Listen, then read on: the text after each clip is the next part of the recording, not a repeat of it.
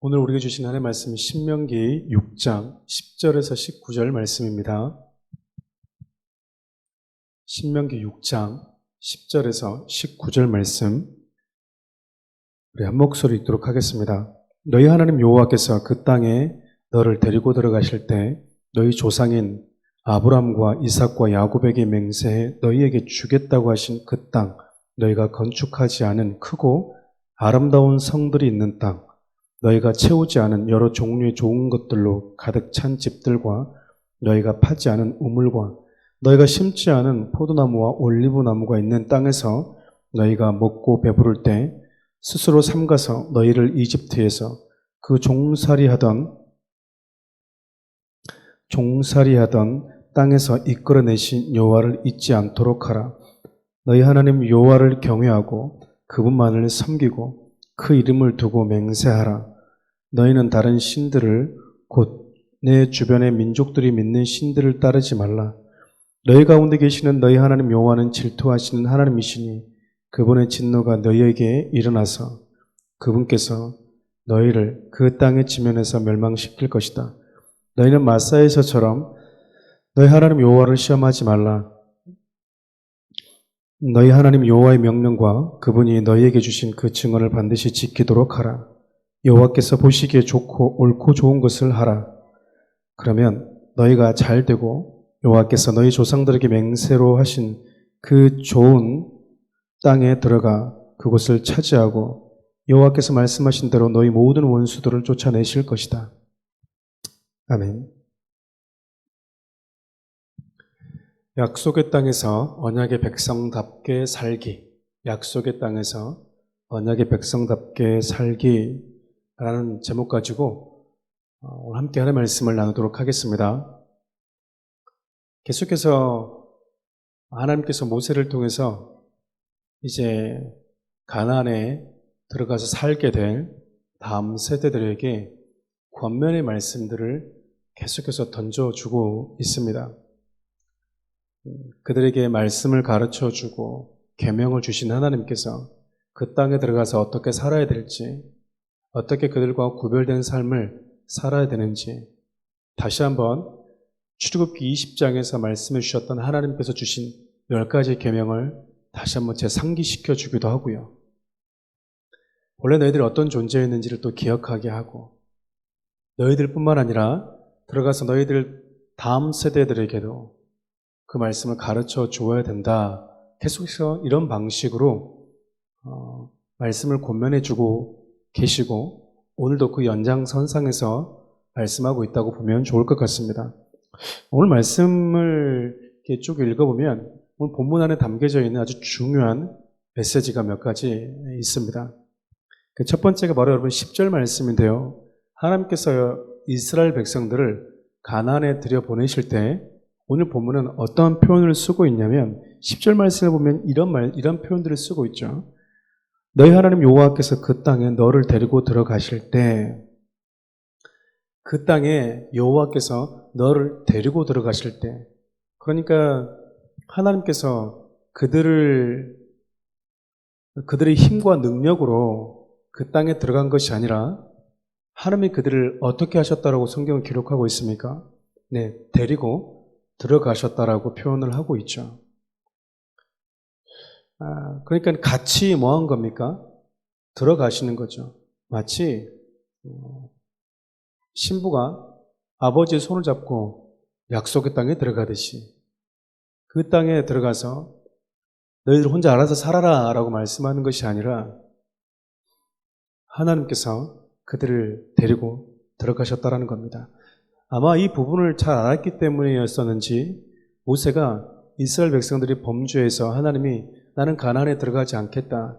풍성한 땅 너희들에게 줄 텐데 나는 가지 않겠다라고 말씀하실 때 모세가 하나님이 들어가지 않으면 저희들이 그 땅 간들 무슨 의미가 있습니까? 라고 표현했던 것 같아요.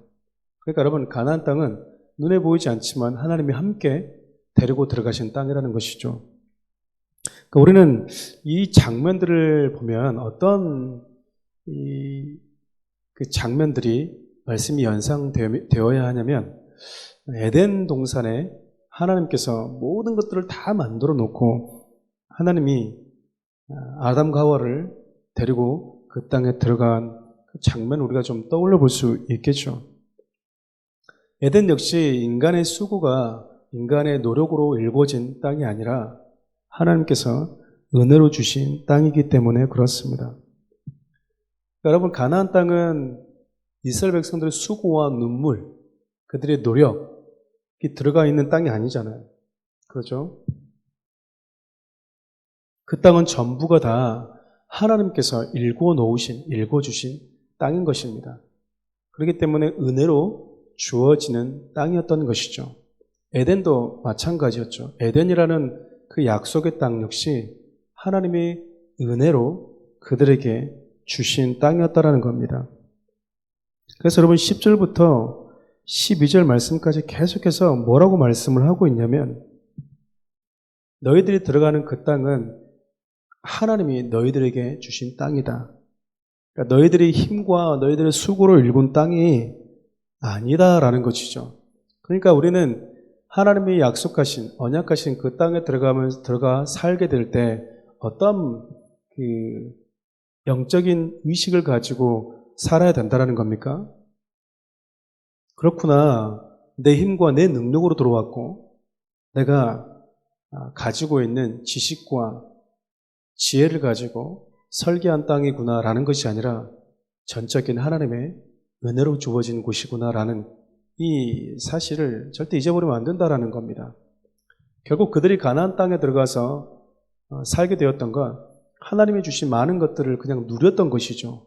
그것을 가지고 그들이 무언가를 만들 수는 있겠지만 그 모든 재료, 그 모든 환경들을 하나님이 주셨다는 겁니다. 여러분, 비단 아담과 하와 그리고 이스라엘 백성들 뿐일까요? 저와 여러분들이 살아가고 있는 이 세상도 하나님께서 저와 여러분들에게 주신 땅이죠. 이 세상을 창조할 때 우리의 수고가 들어간 것이 있습니까? 없죠. 우리가 밭에서 농부들이 땀 흘려 수고하긴 하지만 그들이 수고할 수 있는, 그들이 곡식을 낼 수 있는 땅을 만들어 주신 분은 하나님이십니다. 그들이 땅을 만든 것은 아니죠. 그들이 태양과 빛을 만든 것도 아니고 그들이 바다를 만든 것도 아니고 이름도 알 수 없는 수많은 생명체들과 식물들을, 열매들을 만들어낸 것도 아닙니다. 수많은 지하 광물 자원들조차 인간들이 만들어낸 것이 아니라 자연이 하나님께서 우리에게 주신 것들이라는 것이죠. 단지 우리는 하나님이 주신 것을 가지고 활용할 뿐인 것입니다. 그런데 우리가 뭘 잊고 산다는 것이죠? 자기 나라에 석유가 많이 나오면, 지하 자원이 많으면 마치 그것이 자기의 것인 것처럼 살아간다라는 것 아니겠습니까? 우리는 잊지 말아야 됩니다. 여러분 삶 가운데 여러분이 땀 흘렸다 하더라도 한 걸음 그 이전의 단계로 들어가 보면 모든 것을 하나님이 주셨다는 것을 우리는 부인할 수 없어요. 하나님은 아담과 하와가 그 사실을 잊고 살아갔던 것처럼 이스라엘 백성들이 혹 그 땅에서 하나님의 은혜를 잊어버릴까? 그리고 저와 여러분들이 하나님의 언약된 백성들이 이 땅을 살아가면서 하나님이 주셨다라는 그 은혜를 잊고 살아가지 않기를 바라고 계신 겁니다. 그럼 그 이후에 계속 하나님께서 이스라엘 백성들에게 고면하고 있는 말씀들을 보면 크게 뭐뭐 하지 말아라, 뭐뭐 해라 강한 명령토로 되어져 있어요. 그러니까 여러분, 뭐뭐 하지 말아라, 뭐뭐 해라 이렇게 말하는 것은 우리를 사랑하는 하나님의 표현의 또 다른 방식이기도 하지만 특별히 언약의 관계 속에서 이루어지는 표현이라고도 볼 수 있습니다. 약속의 땅에 들어갈 때 하나님이 이스라엘 백성들과 언약을 맺는 것이죠. 뭐뭐 하지 않기로. 뭐 하지 않기로 하나님께서 이스라엘 백성들과 약속을 하십니까? 크게 두 가지잖아요. 가나안 땅에 있는 이방신들을 절대 섬기지 않도록 나와 약속을 해라는 거예요. 여러분, 우리가 결혼할 때 신랑 신부가 서약을 하지 않습니까? 근데 여러분, 그 서약을 보면요, 강한 다짐이자 강한 명령으로 되어져 있어요. 나는 당신이 병들 때는 사랑하지 않을 수도 있을 것 같아요. 아니면 아무 최선을 다해서 해보겠습니다. 이렇게 말하지 않잖아요. 반드시 그렇게 하겠습니다. 당신만을 내가 사랑하지 못할 수도 있어요. 내가 좀 다른 이성도 좀 쳐다볼 수도 있을 것 같은데 어떡하죠? 우리 그렇게 얘기하지 않잖아요. 언약은 그런 것이 아닙니다. 내가 당신만을 보겠습니다. 그것이 약속이고 언약인 것이죠. 같이 하나님이 들어가시잖아요. 근데 하나님이 버젓이 그들 곁에 있음에도 불구하고 그들이 자신들 땅도 없고 아무것도 없던 노예였던 그들을 모든 것을 주신 은혜의 하나님을 잊어버리고 곁에 계신 하나님을 잊어버리고 이방신들을 섬기게 되면 우리 하나님 마음이 어떨 것 같습니까?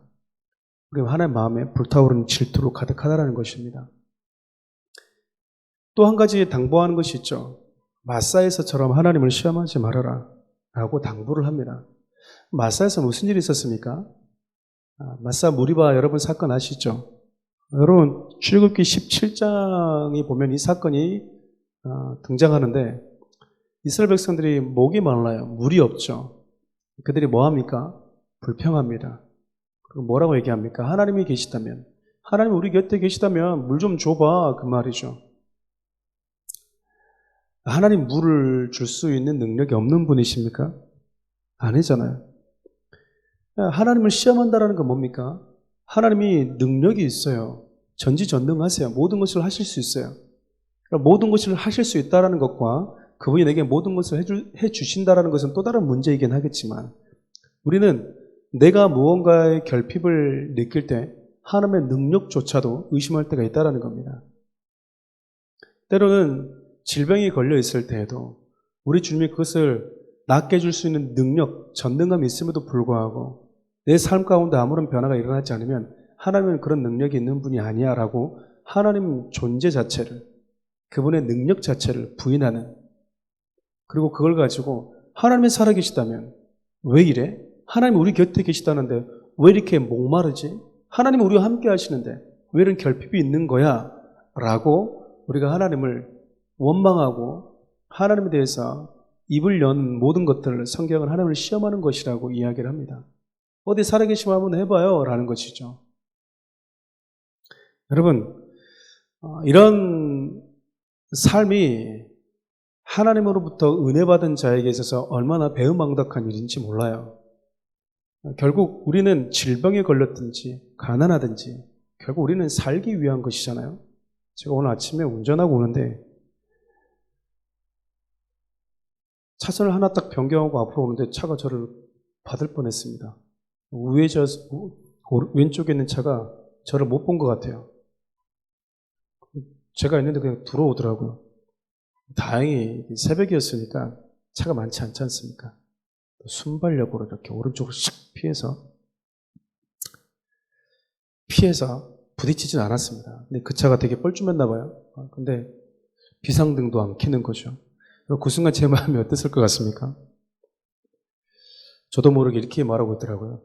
저 삐리리 뭐 하는 거야? 이러고 저 삐리리 이러고 있더라고요. 그러면 제가 생각을 해봤습니다. 왜 내가 이 사람에게 삐리리라고 얘기하고 있나? 이 아침에.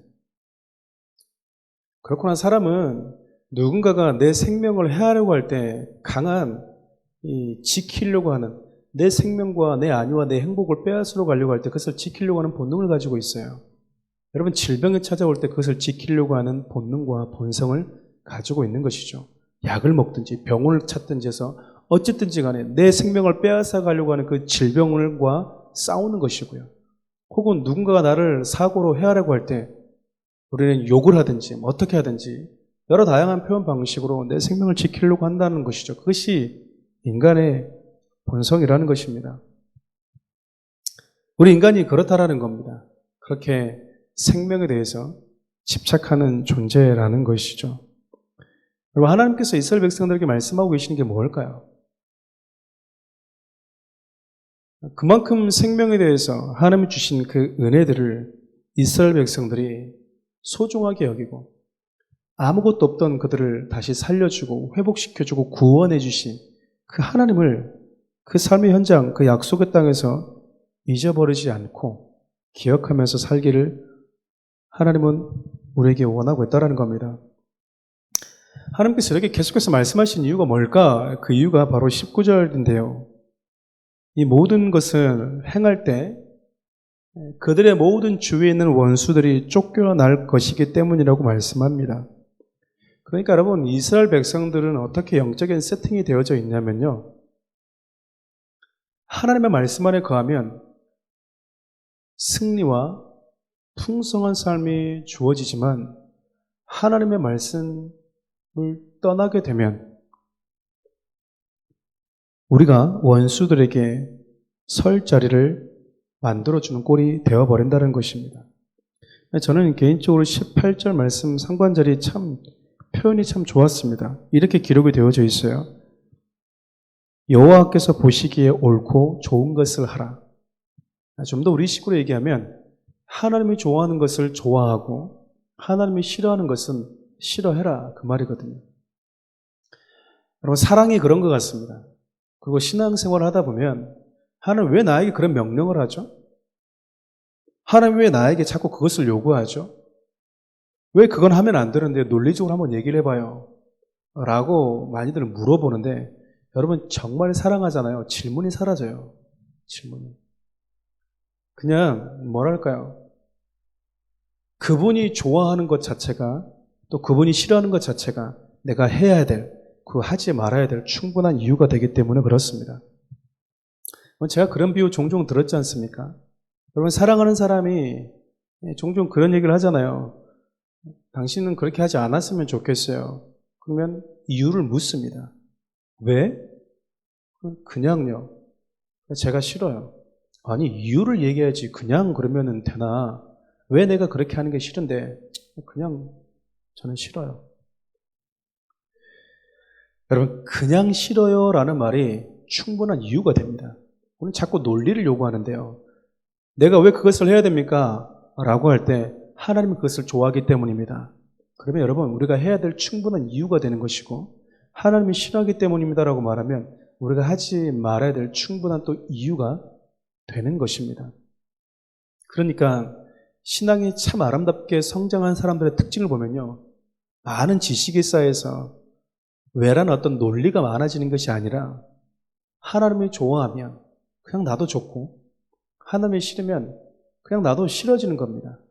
그렇게 약속의 땅은, 언약된 백성들은 하나님 주신 그 약속의 땅에서 함께 하나님과 한 공간에 어울려서 사는 자들은 그렇게 하나님이 좋아하는 것을 좋아하고 하나님이 싫어하는 것을 싫어하면서 살아가는 것, 그것이 바로 언약의 백성들이 살아가는, 바로 하나님 주신 약속의 땅에서 살아가는 삶이어야 된다는 것입니다. 사랑하는 성도 여러분, 여러분 삶을 한번 돌아보십시오.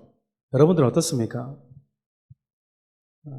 여러분 삶 가운데는 하나님의 언약이라는, 하나님의 약속이라는 놀라운 은혜를 받은 잘하는 이 지각이 있음에도 불구하고, 과연 나는 그 언약의 백성답게 하나님이 주신 그 약속된 정해진 시간 동안 그 은혜를 기억하며 살아가는가?